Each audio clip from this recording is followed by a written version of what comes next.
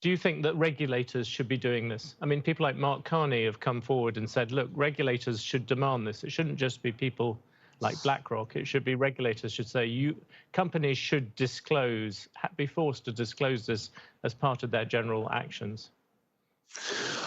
Mark and I talk about this all the time. I prefer capitalists self-regulate and move towards that movement. And quite frankly, John, I would say Mark is pretty happy with how fast it's moving. Maybe in his mind, we're not moving fast enough. Last year, I asked companies to report under TCFD and SASB. We saw a 366% increase in companies now reporting under SASB. And so this is accelerating. I'm excited about it. I'm a major believer that capitalism understands this, and we're moving forward. And we're moving forward because it's good for business. What do you say to, I mean, from the green side of things, people like the Sierra Club, the Sunrise Group, people like that say, we want you to go even faster. What do you say to people like that from that side of the debate? I think the tension from the I would say the green activists have been positive. On the same time, I don't think any politician can abruptly change the dynamism of jobs, especially in COVID. We've lost tens of millions of jobs worldwide.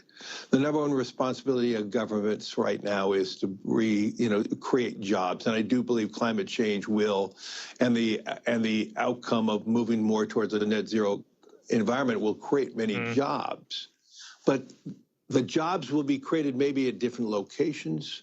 The timing of the creation of the job from the destruction of jobs is not perfect. And I think all of us have to have a just carbon transition. And I understand how the environmentalists are saying, if we don't do it now, we're going to have bigger problems, so we must do it now. I just don't know how that works out in a world today where we're seeing rising populism politically worldwide, and much of that populism has been created because of people's fear of their future. They're fearful of these issues. This is why segments of society, in my mind, are fearful of this whole conversation of climate change, because there's millions of jobs that are connected to hydrocarbon industries and other industries associated. And so let's be clear, we're moving fast. Think about how faster now we're moving to EV and how quickly we're going to move to EV vans and other types of vehicles. We're moving quickly. I think technology has to move even faster. Bill Gates talks about this quite extraordinarily well, about if we are going to get to a net carbon world, it is only going to be done on the back of great technology and technology advancements.